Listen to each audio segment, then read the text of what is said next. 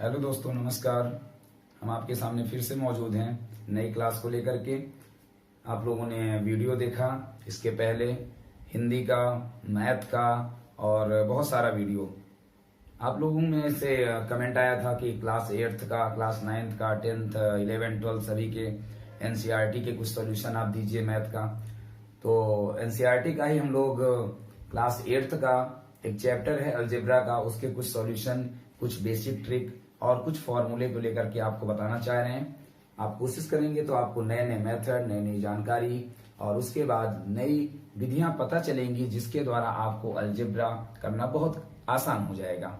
आप लोग जैसा कि जानते हैं कि लोग मानते हैं अलजेब्रा जो है, जिसे हम लोग हिंदी में क्या कहते हैं, बीज गणित कहते हैं, बहुत कठिन मानते हैं इसे।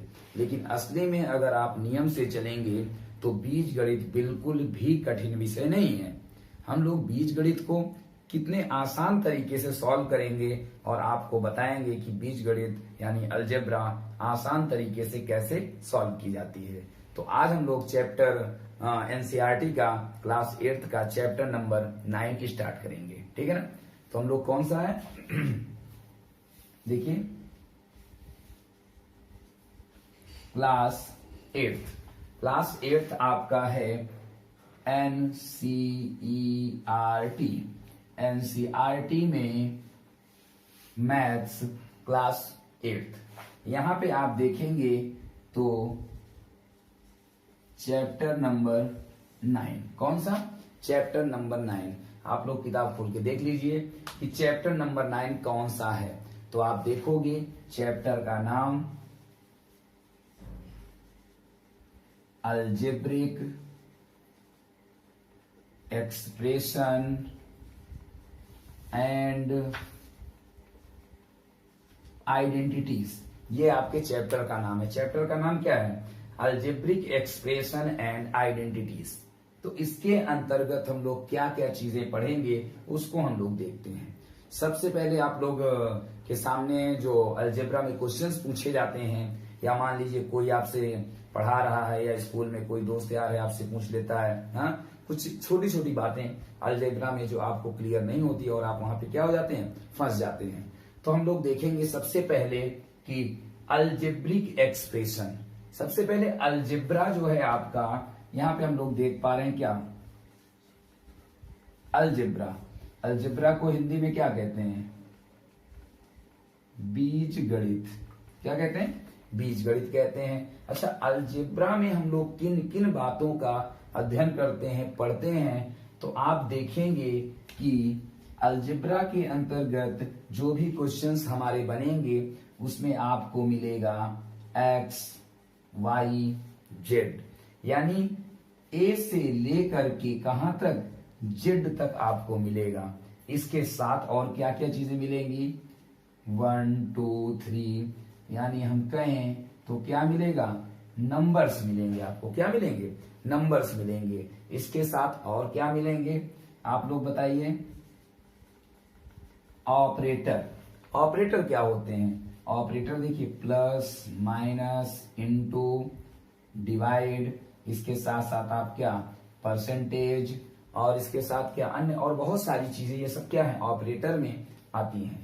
तो आप लोग को कुछ बात यहां से भी नहीं समझ पे आ रही होगी, यानी कि अलजेब्रा से आपका मेथड निकल करके आता है एक वर्ड जिसे हम लोग कहते हैं इक्वेशन। क्या कहते हैं? इक्वेशन। इक्वेशन को हिंदी में क्या कहते हैं? समीकरण। क्या कहते हैं? समीकरण। आप लोग हमेशा पढ़ते हो गिवन इक्वेशन, दिए गए समीकरण को हल करिए, हाँ, solve the given equation, evaluate the given equation.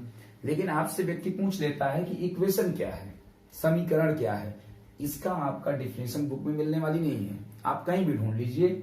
लेकिन इक्वेशन की एक ऐसी डिफिनेशन, एक ऐसा परिभाषा जो आपको सब कुछ बता देगा, उसे हम लोग यहाँ पे क्या करेंगे, सीखेंगे। देखिए, इक्वेशन के बारे में, समीकरण के बारे में। देखिए, आप लोगों के सामने क्वेश्चन लिखा रहता है हमेशा बुक में कि सॉल्व गिवन इक्वेशन, और यहां लिखा रहता है 3x + 5 = 0। तो इस इक्वेशन को सॉल्व करिए। आप सॉल्व तो कर लोगे, लेकिन इक्वेशन होता क्या है, तो इसके लिए देखिए, अगर हम लोग कहें, देखिए इसमें क्या क्या चीजें हैं। हमने एक डिफिनेशन अपने से बनाई है कि देखिए हम लोग यहां एक डिफिनेशन लिख पा रहे हैं, द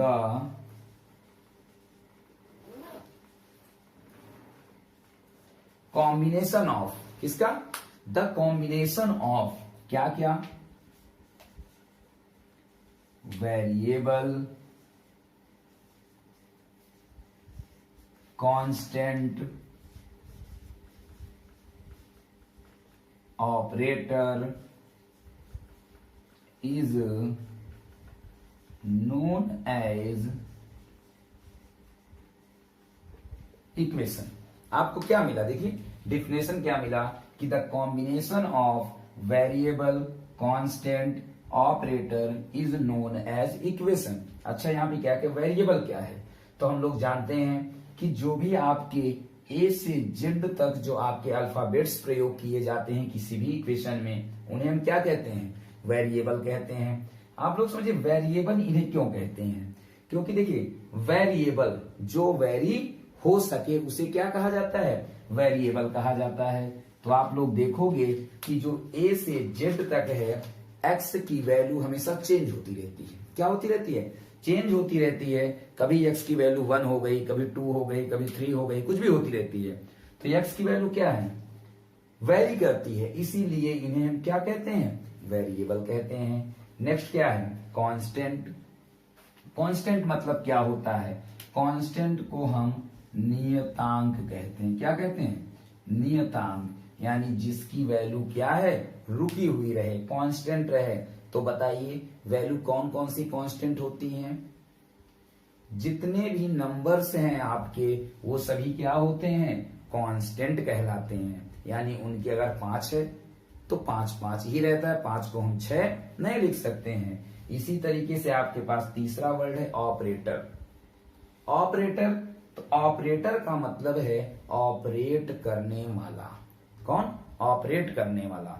तो ऑपरेट कौन कर रहा है और ऑपरेट करना किसे है, तो आप देखोगे कि जो हमारे वेरिएबल हैं, जो हमारे कांस्टेंट हैं, हम उन्हीं को क्या करते हैं, ऑपरेट कराते हैं।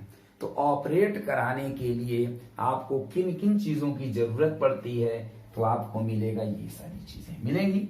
इस तरीके से हम लोग इन सबको क्या कहते हैं, ऑपरेटर कहते हैं। और अगर इन सबको हम कंबाइंड कर दें, देखिए यहां पे ये क्या है आपका, 3 क्या है, कांस्टेंट है, एक्स क्या है, वेरिएबल है, एक्स क्या है, वेरिएबल है, ये आपका प्लस और इक्वल क्या है, ऑपरेटर है।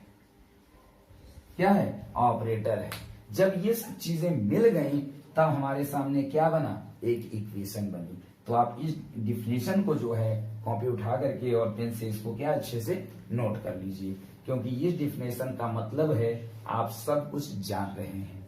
इस तरीके से यहां से आपका क्या है, अलजेब्रा की स्टार्टिंग होती है। चैप्टर का नाम था अलजेब्रिक एक्सप्रेशन। अलजेब्रिक एक्सप्रेशन देखिए, अलजेब्रा के फॉर्म में बना हुआ expression is known as algebraic expression. And identity, हम लोग इसके अंतर्गत अब कुछ आइडेंटिटी भी पढ़ेंगे। आइडेंटिटी का मतलब होता है फॉर्मूला। जब हम फॉर्मूले में पढ़ लेंगे अलजेब्रा के, तो उन्हीं को हम क्या कहते हैं, अलजेब्रिक आइडेंटिटी कहते हैं। तो इस तरीके से ये बात आप लोगों को समझ में आ रही होगी। इसी के सहयोग से हम लोग चैप्टर नंबर 9 के क्वेश्चंस को क्या है, स्टार्ट करेंगे। ठीक है, देखिए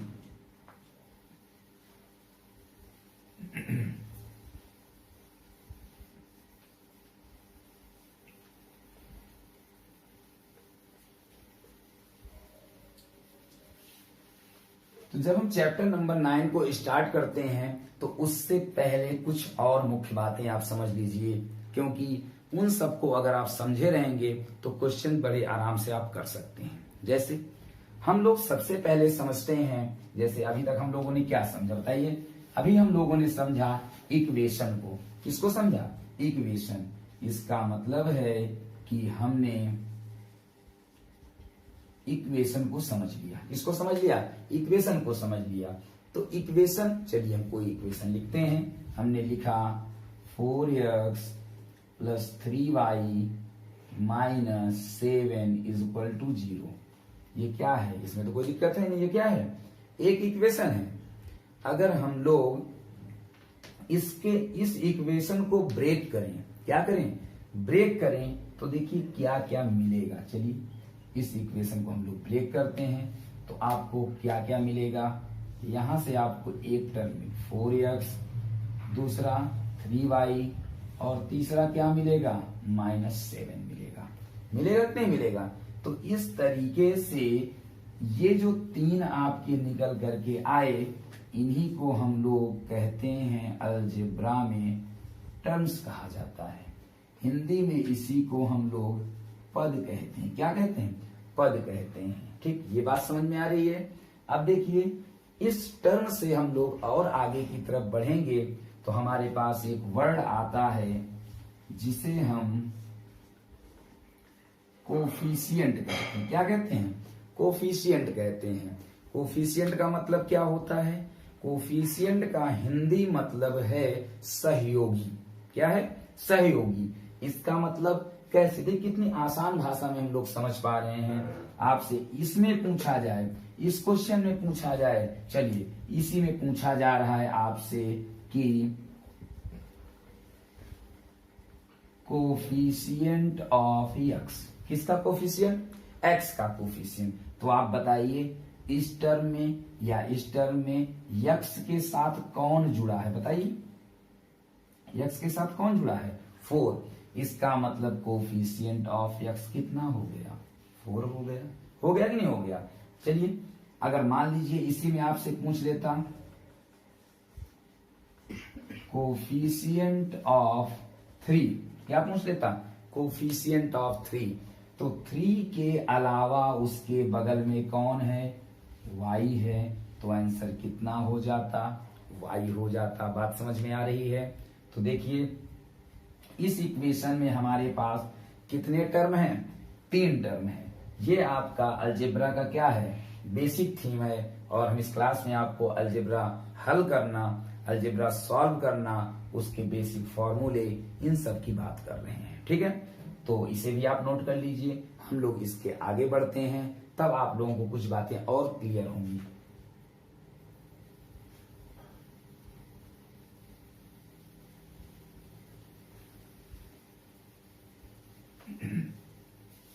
चलिए हम लोग जब आगे की तरफ जाते हैं तो हम लोग देखते हैं कि इस इक्वेशन के कितने पार्ट्स हो सकते हैं। चलिए सबसे पहली बात मान लीजिए कि इफ,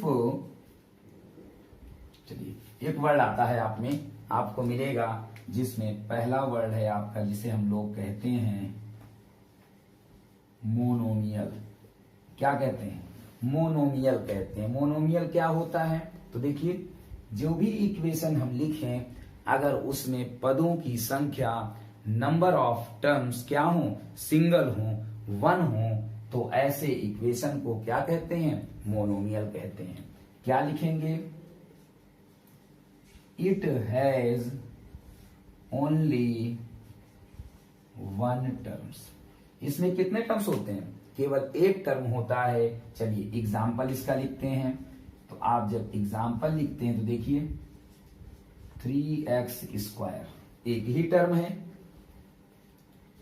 4y एक ही टर्म है, 7 एक ही टर्म है, 25 एक ही टर्म है। इस तरीके से आप एग्जाम्पल में देख पा रहे हैं कि एक एक टर्म सभी में है।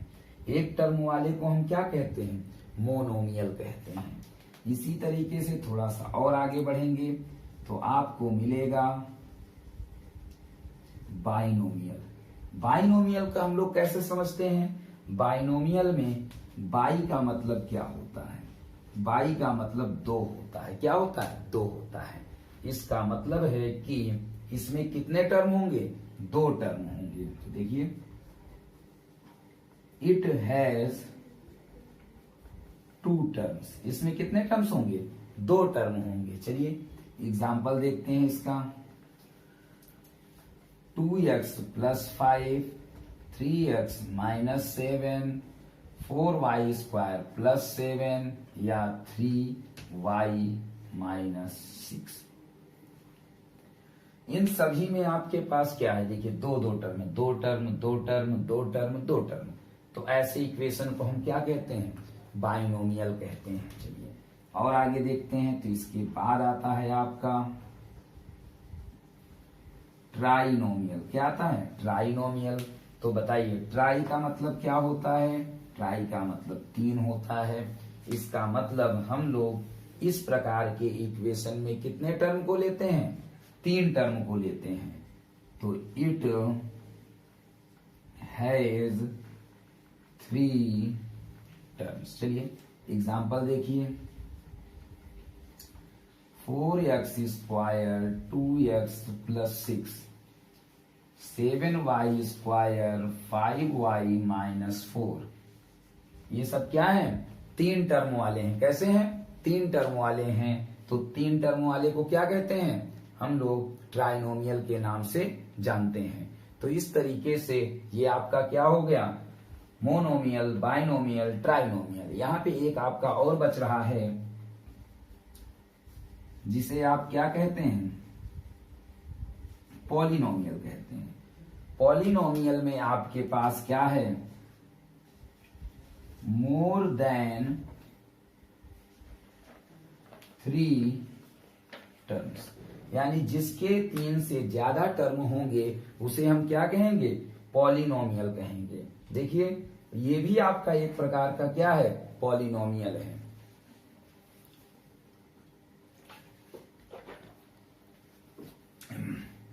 देखिए पॉलिनोमियल, पॉली का मतलब क्या होता है, मोर देन 1। पॉली का मतलब मोर देन 1। देखिए ये जितने भी एक्सप्रेशन आपके लिखे हैं इन सब को हम लोग एक पॉलिनोमियल कह सकते हैं। लेकिन जब हम असेंडिंग ऑर्डर में पढ़ते हैं, मोनोमियल, बाइनोमियल, ट्राइनोमियल, तब हम कहेंगे कि 3 से ज्यादा वाला क्या कहलाएगा, पॉलिनोमियल कहलाएगा। ये बात क्लियर हो रही है। तो हम लोग अब आते हैं एक्सरसाइज में। चलिए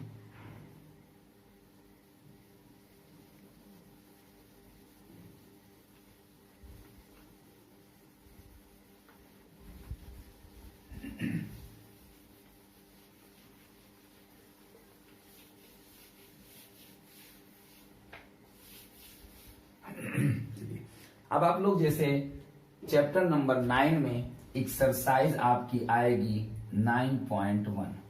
9.1 का आप लोग एनसीईआरटी का पहला क्वेश्चन देखेंगे तो आपको मिलेगा कि उसमें टर्म्स पहचान रहा है। क्या क्या पहचानवा रहा है, टर्म्स पहचानवा रहा है कि एक टर्म है कि 2 टर्म है। इतना तो आप लोग कर ही लोगे, ये पूरी कहानी उस पर हो चुकी है।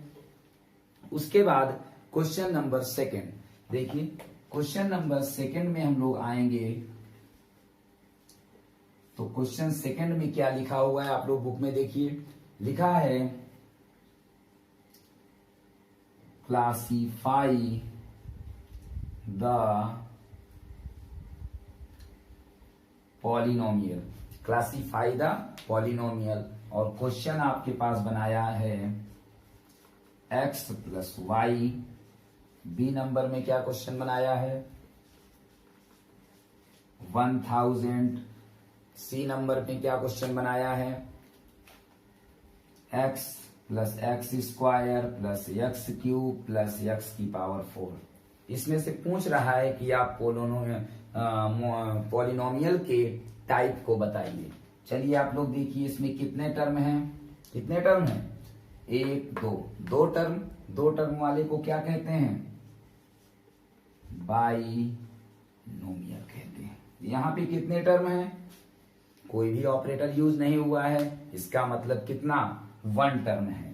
तो इसका नाम क्या हो गया, मोनोमियल हो गया।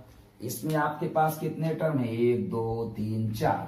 4 टर्म वाले को क्या कहते हैं, क्या कहते हैं, पॉलिनोमियल कहते हैं। इसे हम एक नाम से और जानते हैं जिसे हम लोग क्वाड्रिनोमियल। इस तरीके से आपका क्वेश्चन नंबर क्या, 2 सॉल्व होगा। हम लोग और आगे बढ़ेंगे तो आपको मिलेगा कि अलजेब्रा में हम लोग किस तरीके से आप एक्सप्रेशन या आपके टर्म्स दिए हैं उन्हें हम लोग ऐड कैसे करते हैं, जो आपके इसी में क्वेश्चन नंबर 3 में बताया गया है। 9.1 क्वेश्चन नंबर क्या 3। कोई बात नहीं, बुक नहीं है तो कोई बात नहीं, आप लोग यहाँ देख लीजिए। हम यहाँ पे क्वेश्चन को लिख रहे हैं।